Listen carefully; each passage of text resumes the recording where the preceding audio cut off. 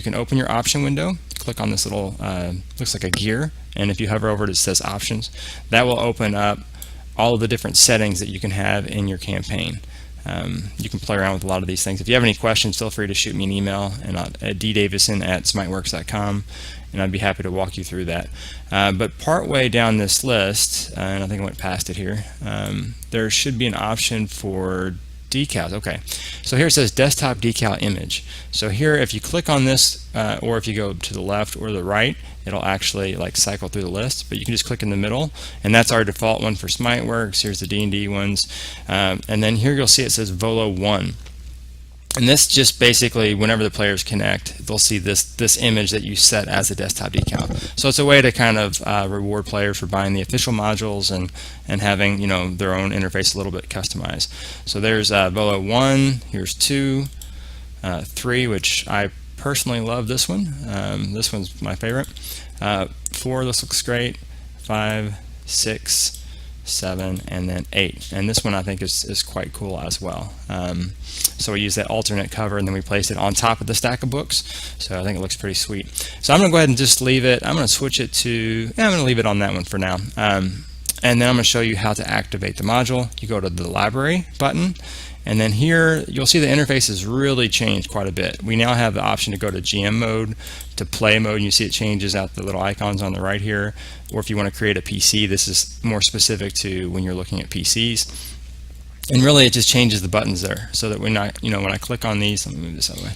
When I click on these things here, it gives me an option now of all of the different races in the game from all the modules that I have loaded. So here I've got stuff from the Dungeon Master's Guide, the Player's Handbook, and if I had Sword Coast Adventurer's Guide, it would have additional stuff in there too, Elemental Evil, Player's Companion, whatever. So first, let's go ahead and go to Modules. This is the data module activation screen. Your list may be different than mine because I've got a few of the, obviously I've got some Adventure League stuff in here, and I've got some third-party map packs and other products, and then you'll eventually get into a list of the D&D products. If you already have a lot of these open, you may want to close some of them, especially the adventures, unless you really want to look at that adventure for some reason. But you're free to have as many of these open as you want. Ultimately, it'll just have more stuff in your campaign to kind of wade through. So what I would recommend is the 3 core books. So you want to have the Dungeon Master's Guide, and you just double click on it, and you'll see in the background here, it'll take a second and it'll disappear off the list. That means it's no longer active in my library. So I will double click the Dungeon Master's Guide to let it open back up. Then I'm going to have the Monster Manual. I would have that instead of the individual packs. What happens if you have the individual packs is basically, I'll show you, it adds a listing for every one of those, and there's like 10 of them, so it's going to really like flood your library screen. So I would turn that off and just stick with the main Monster Manual pack. Then you've got the should be the Player's Handbook material. PHB Deluxe is how it's displayed here. You should see the Volo's Guide to Monsters. I will double click that, give it a second, it loads up. It now places it, you got core rules here, and then you have the supplement. And so if I click on that, it has a list of all of the different things here, and you can click on each of these and see, you know, what sort of stuff is available.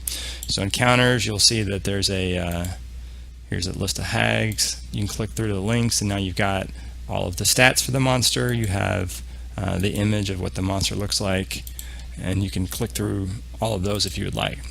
Additionally, if you want to add them into your combat tracker, you would click this button. We have a new feature with 3.2 called Random Encounters, and so now under Random Encounters we have a list of other options. Like for instance, here is the Beholder has a set of lesser minions called Hobgoblins. If I click this, it's going to say, okay, well there are 10d10 Hobgoblins and there are 2d4 Hobgoblin Captains. Again, you can click and look at each of these, and then if you wanted to actually create this encounter to see how many there actually were, you click this button which says Generate Encounter. It has now created an encounter, and you can use these to place creatures on a map if you would like, and or drag it to the party sheet and award experience points if they happen to defeat all of the minions that were working for the Beholder. So again, that's some new functionality that we put in there. We'll go back to this later on because there are some templates, which I'm going to show you here in a minute, that will really drive into that further. Well, I can show you right now. So here's an example of templates, and these are now called story templates. So what they are, is a set of instructions that will then roll on random tables and generate random encounters and all this sort of stuff. So if I look at the tables, you'll see that there are a couple different tables that this refers to. So here it's going to roll on the beholder names table, which if I scroll down to beholder names, has a list of all of the different names that were listed in the tables in the book with a random roll to see what that's going to be. It's going to roll on that 3 different times and then separate them with spaces here. Here's a selection of links to NPC stat blocks, and this pulls from the monster manual. That's the reason why you'll want to have the monster manual loaded. If you don't, it'll just say, sorry, you don't have the necessary product loaded. Here's the beholder zombie, death tyrant, whatever. So that way you've got very quick and easy links to what you're going to need. And we also put a note whenever we have the MM, these monsters are provided in the monster manual, and you must have this module purchased for the link to work. Here additionally, it's going to randomly determine what the physical appearance of that beholder is based off of the beholders, the tables here. So beholder body diameter, if I pull that up, has a list of information. Down here there's a list of all of the eyes. There are 10 eyes in a beholder and a central eye, and so this will actually randomize and tell you the color, shape, iris shape, size, eye stalk texture, and shape for each of those eyes. Following that, you have the personality section, which talks about the different personality traits. These are all tables provided in the Volo's guide as well. And then you also have the minions, and these will then roll on the minion tables, and then those will link again to additional creatures that may be in the monster manual. And then finally you have this chat window description, and so this is going to kind of congeal a lot of that information and put it in something that you can just click a button to share with your players. So I'm going to show you what that looks like. If you raise this up a little bit more, at the very bottom of any of the story template screens there's going to be a generate button, and if I click that button, what it does is it is now rolled and says, okay, well this beholder is named Zerlok Vexer.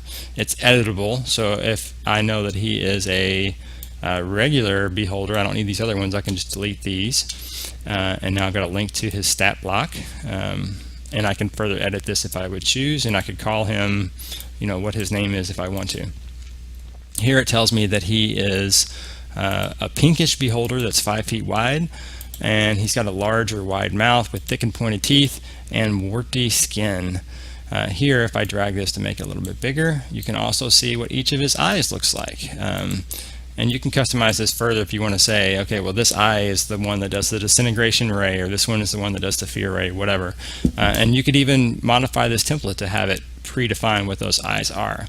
And that way, when you're describing as a dungeon master, you could really delve into it and describe when you randomly determine which eye he's attacking with. You could say, a thick and long eye stalk spins over to face you, and its green oval shaped eye lights up, and a disintegration ray blasts forth from it.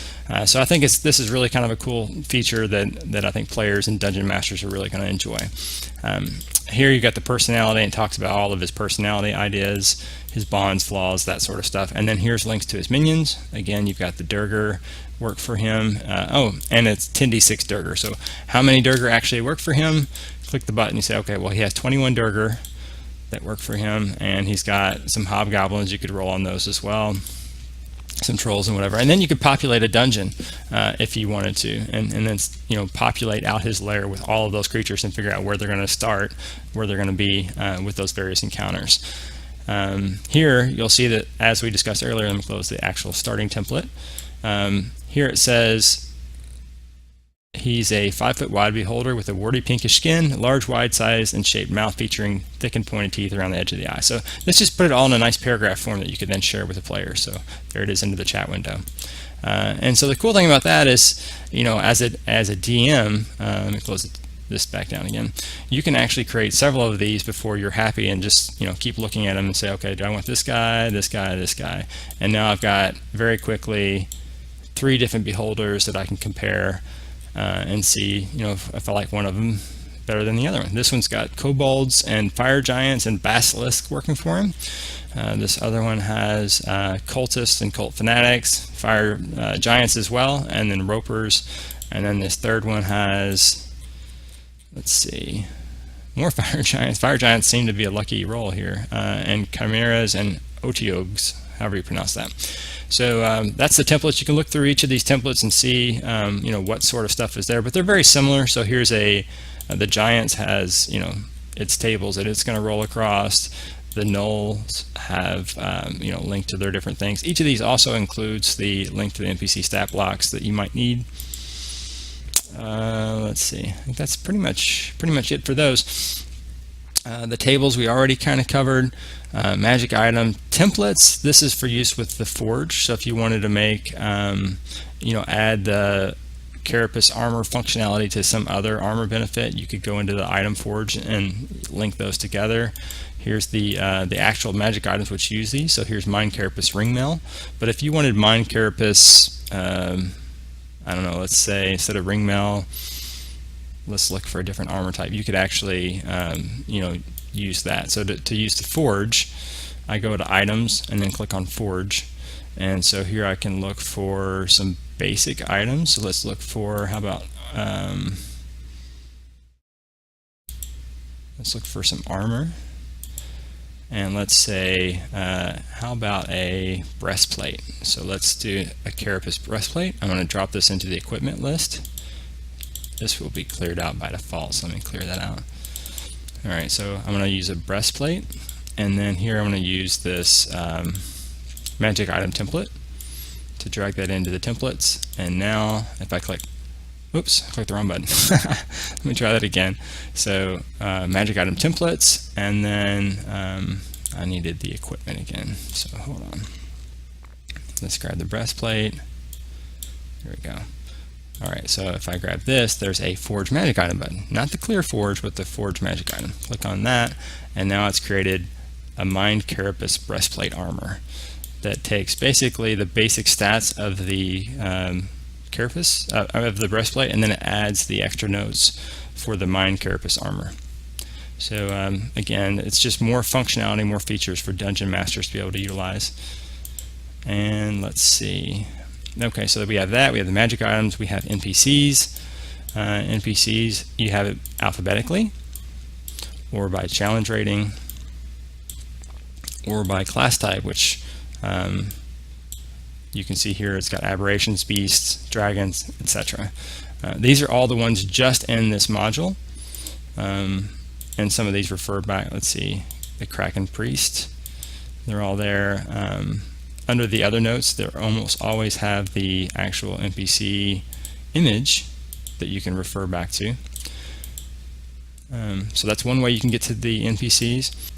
So the other way that you can locate NPCs is under the reference manual, which I'll cover in a later section here.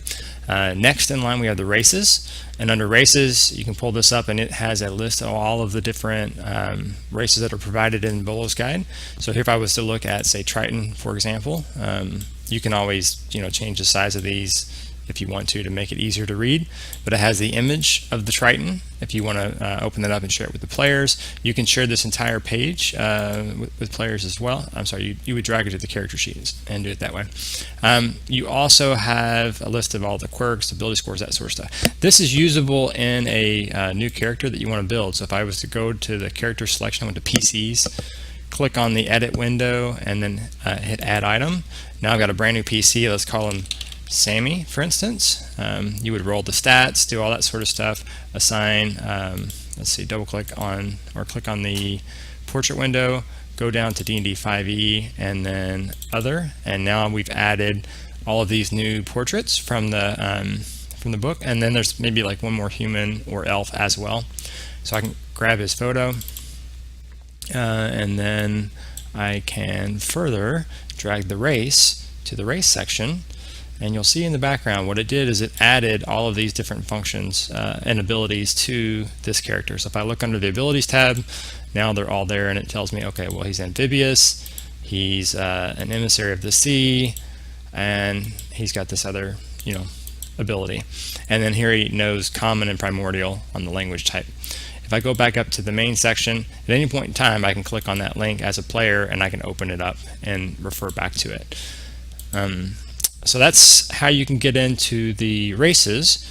And you can also browse those under the reference manual, which is the next section. So under the reference manual, this is an interesting thing. So here you click on that and it has Volo's Guide to Monsters. You can expand that out and look by chapter, or you can just hit the plus button to expand everything. So here, this is the credits. Here's a link to anytime there's an image, the images are now embedded inside with the text, and you can click on the link underneath it to open a full-size image that you can then right-click and say share that with the players, and then they'll be able to see that same image. So you'll see that throughout. So here I've got basic information. You'll have to click through the links on the left as you go through, but you'll see the formatting is a little bit nicer now. We've managed to break it out with different sections and to make it just a lot more readable. And so we've also gone through and redid the Player's Handbook, Library Reference Module, and the Dungeon Master's Guide as part of our 3.2 upgrade. And so we'll start going through each of the other books and giving it that same sort of a treatment. But here, yeah, all of these links take you to the same sort of information as before. You've got links to the NPCs that are linked directly inside with the content. You've got more and more artwork. You've got, role-playing game. So role-playing a Beholder has links to the tables. These are the different random tables that are used in that generator that I mentioned earlier. And then also you have the template, the story template that you can just pull up there. And that's all inline, ready for you to reference and use. So that has basically, the layers. I think the layers is in there. You've got the DM version of it with all of the traps and so forth, and then you also have a larger scaled up player version with you can zoom in. I'm using the mouse wheel to zoom in and out. I just put the mouse wheel over top and zoom, and then I can click and hold the middle mouse button to pan it left and right, or you can use this pan feature here if you want, and then you can resize the window like that. So you can place tokens here, it'll automatically scale appropriately, and this has the hidden stuff taken off, so you can use this as an actual battle mat for your players. And this would link in with those random encounter generators. You could place those creatures that work for that particular beholder. You could place them in the different rooms where they belong. I would recommend probably splitting those up into multiple encounters, just so that you can launch individual room encounters without having all 60 things dropped onto the combat tracker at once, which would be way too much. So you have that. You've got the giants, you've got the gnolls, and it's got some great information here about how to generate the war bands and stuff too. So the war band section has got the link to the war bands that you can create. Hit generate, and now it has here's that one. Here's the pack leader, and you can further build it out, so you've got an entire warband at your fingertips there. Okay, so that's all of the different monsters. And so if I scroll past the different monsters that are available, now you get into the races, and the races just presents the same information that is in that individual breakout section that you can use for leveling, but it makes it a lot nicer to kind of read through. And so here it just is formatted much more clearly, and you can even move that out of the way. You can even pop that window out, and now you've got a page that you could share this page with the player by right-clicking, say Share Sheet. And so that's kind of the races. Let's close this down. Let's go to the adventures. More of the same, just lots and lots of good information. Then you have the actual bestiary, and this is where the NPC information is now browsable as well. So you can look through and see you've got the links to the images, larger images, link to the stat block inline if you wanted to refer to them that way. Stat blocks, as always, you can just hover over things, and I've got clickable information. You can drag and drop that to a PC, and it'll say whether it hits or misses or damages them or whatever. So, and if the PC was logged in, they'd be up here in the upper corner. So that's kind of it, and then that same information is still there. So that is, in a nutshell, Volo's Guide. Got some more stuff here: non-player characters, creatures by environment. There you go. So if you have any questions at all, feel free to contact us. Support@fantasygrounds.com hits, pretty much all of us see that, so we'll all respond as quickly as we can. So if you have any questions, feel free to hit me up by email or on our forums, and we can address it that way. Thanks.